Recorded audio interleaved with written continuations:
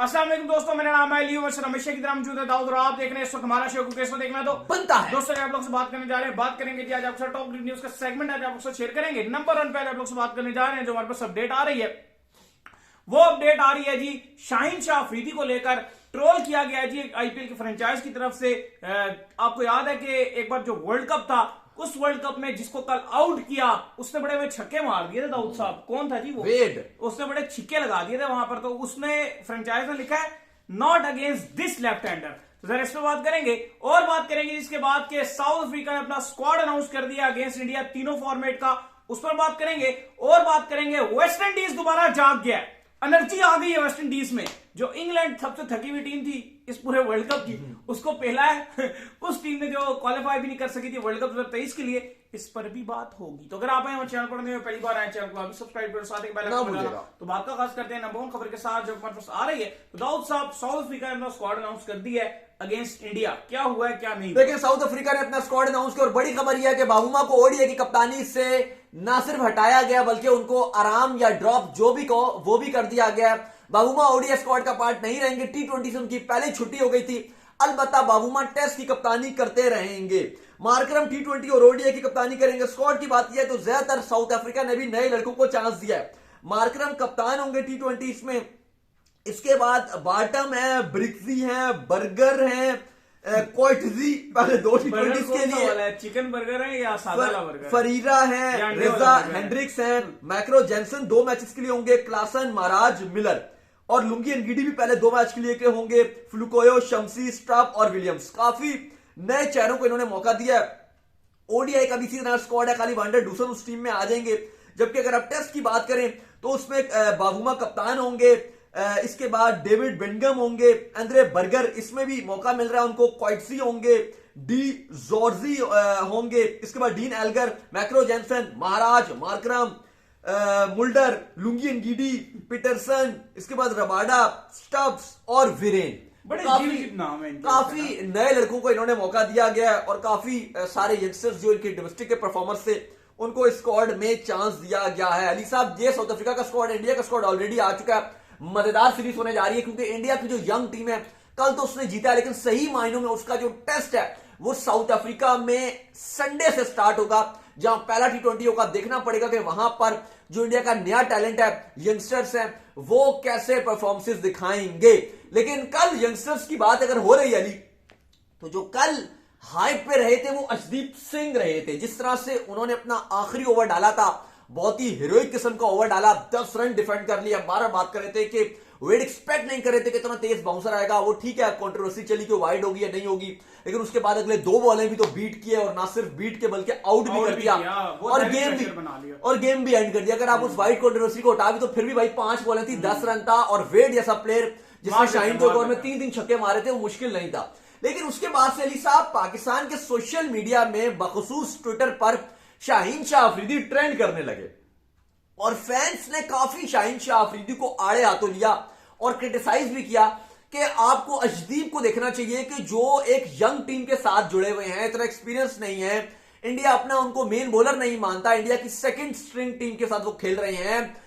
Even world cup के squad का चौथा बॉलर भी वो नहीं थे, स्क्वाड के अंदर भी वो नहीं थे और उसके बावजूद उन्होंने वेट को थ्रिलिंग मोमेंट में सेट हुआ वेट था और उसको आखिरी ओवर में 10 रन से बचा लिया। बल्कि वेट सेट हुए थे, पिछले ओवर में रन बनाकर आ रहे थे, प्रेशर उनके ऊपर था नहीं, अर्शदीप को मार पड़ रही थी, प्रेशर में अर्शदीप था।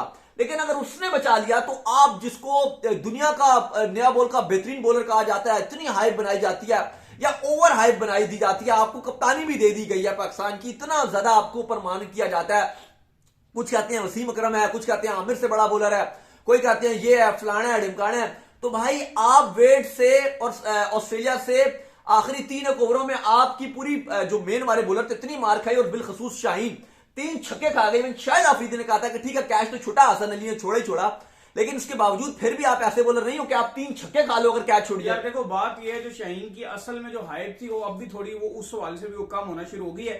शाहीन शुरू में विकेट्स लेते थे और शाहीन की हाइप भी शुरू में विकेट लेने वाली थी, एंड में तो शाहीन ने कभी जिंदगी में नहीं बचाया, जो सीधी बात है। और कल थोड़ी सी डिफरेंट चीज थी, कल हो रही थी सीरीज और जो दूसरी तरफ था वो था वर्ल्ड कप का मैच। और ये आपको भी पता है, मुझे भी पता है, जो व्यूअर्स देख रहे हैं उनको भी पता है। ऑस्ट्रेलिया जो वर्ल्ड कप के मैच खेलता है ना, और वो ऐसे जो नॉकआउट्स खेल रहा होता है, वो टोटली डिफरेंट है, टोटली डिफरेंट। नॉकआउट्स में ऑस्ट्रेलिया नहीं छोड़ता भाई। ये जो ऑस्ट्रेलिया की जिसने सेंचुरी मारी है इंडिया के अगेंस्ट, क्या नाम है उनका? Head, Travis head. क्या कर लिया उन्होंने इस पूरी सीरीज में? क्या उखाड़ा है? अच्छा खेले, बेहतर खेले, लेकिन कुछ खास नहीं उखाड़ा। वो ओडीआई फॉर्मेट का, लेकिन अच्छा खेला है। सुने ना, कुछ उस तरीके से तो नहीं उखाड़ा ना जिस तरह उन्होंने फाइनल में सेंचुरी मार दी। तो नॉर्मल देखिए विकेट, फॉर्मेट भी डिफरेंट था ना, बट रोल भी डिफरेंट था। कहने का मकसद ये है कि ऑस्ट्रेलियन जो नॉकआउट्स में खेलते हैं ना, उनकी स्टोरी अलग है। नहीं, वो तो ऑब्वियसली बात है कि हमने ऑस्ट्रेलियंस के जो नर्व्स है वो वर्ल्ड कप्स में, आईसीसी इवेंट्स में। अभी आप बात करो तो अभी अमेज़न प्राइम एक ऑस्ट्रेलिया का जो आईसीसी इवेंट का एक है, अभी जो लास्ट जीते हैं, आपकी पैट कमिंग्स ने एक WTC का फाइनल जितवाया, और एक अभी जो वर्ल्ड कप जीते हैं, इन दो के ऊपर एक डॉक्यूमेंट्री आ रही है, एक बड़ी जबरदस्त। मुझे बड़ा मजा आता है उनकी डॉक्यूमेंट्री देखने का। वो लास्ट टाइम उन्होंने स्टीवन स्मिथ के ऊपर बनाई थी, बहुत मजा आया। हाँ, तो एक बार फिर अमेज़न प्राइम और आईसीसी के ताउन के साथ जो बनने जा रही है, बड़ी मजेदार, सुनने में आ रहा है कि बहुत मजेदार वो डॉक्यूमेंट्री टाइप, मूवी टाइप बनेगी। जरूर एंजॉय करेंगे। रूम के अंदर कैमरा होता है, अंदर का माहौल देख रहा होता है, क्या चक्कर हो रहा है, क्या नहीं हो रहा। लेकिन फिलहाल जो सिचुएशन अली साहब, जो माहौल है इस टाइम क्रिकेट ऑस्ट्रेलिया के कैंप में, अगर आप बात करें तो ये बहुत ज्यादा ये चीजें चल रही थी, क्योंकि आज मैथ्यू हेडन ने भी अंपायर के ऊपर बड़ा उनको बुरा बोला कि अंपायर ने जो डिसीजन गलत दिया वाइड का, जिस वजह से हम हारे हैं।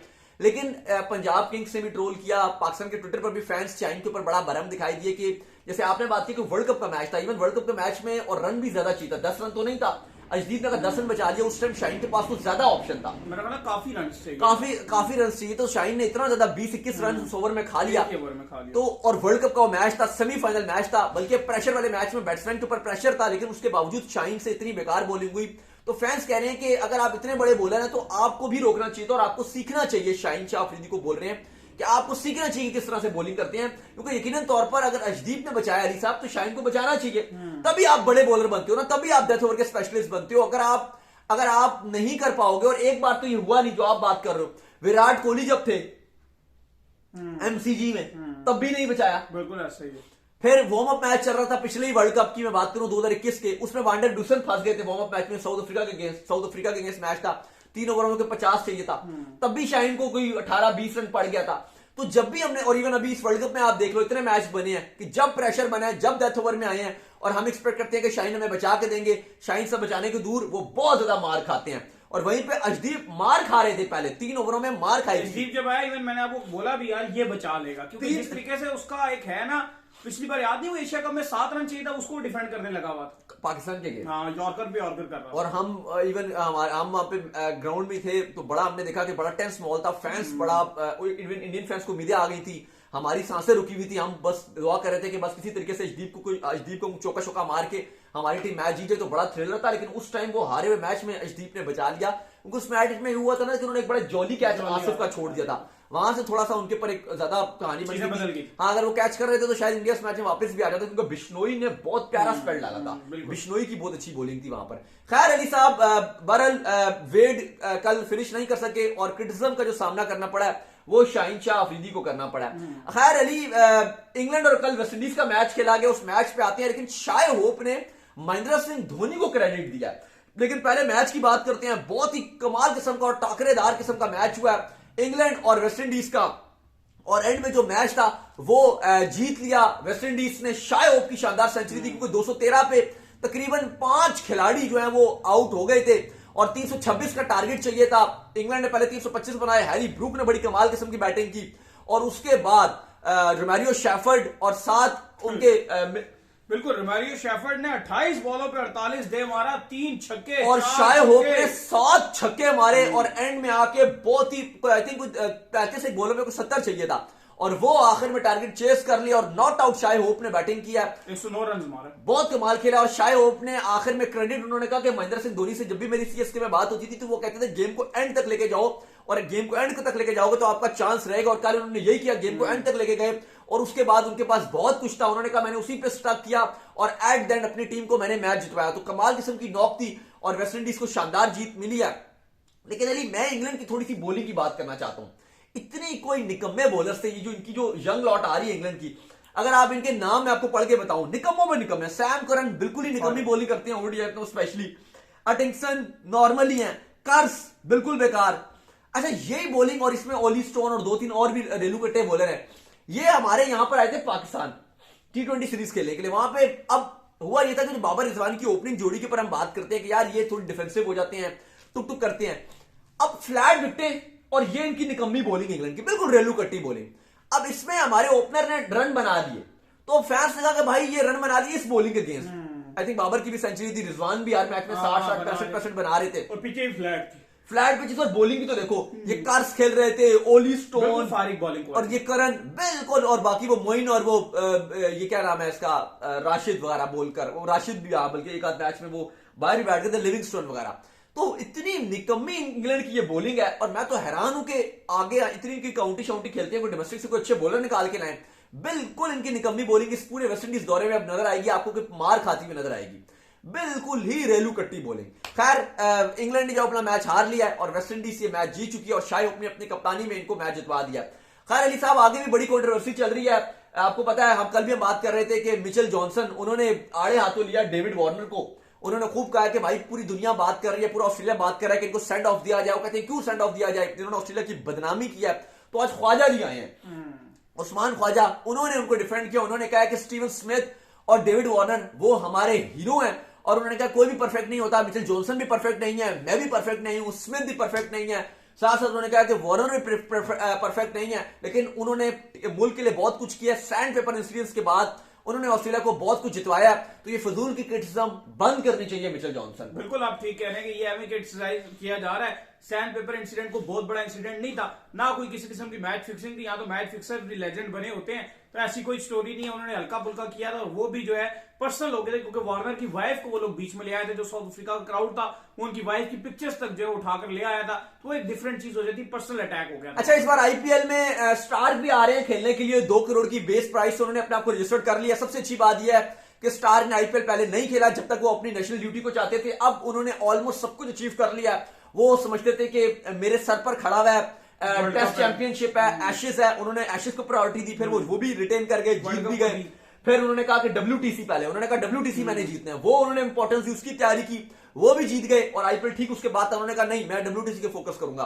फिर वर्ल्ड कप भी थे, वो भी जीत गए। तो अब वैसे भी T20 वर्ल्ड कप है, और उसको खेलने के लिए आपको T20 फॉर्मेट में और थोड़ा एक्टिव होना पड़ता है। तो इसी वजह से इस बार वो आईपीएल में भी आ रहे हैं। भाई इन्होंने ना सिर्फ इन्होंने और इनकी वाइफ दोनों ने मिलकर ऑस्ट्रेलिया के लिए कमाल किया हुआ, 6 से 7 ट्रॉफी बहुत जितवाए हैं भाई। और अच्छी बात यह है कि अब उन्होंने सब कुछ अचीव कर लिया, और उनको लगता है कि अब ये वक्त आ गया कि अब मैं आईपीएल भी खेल सकता हूं, क्योंकि क्रिकेट ऑस्ट्रेलिया और अपने मुल्क के लिए मैंने बहुत कुछ किया। तो अब उन्होंने अपने आप को रजिस्टर्ड भी करवा लिया आईपीएल के लिए, और इस बार खेलेंगे।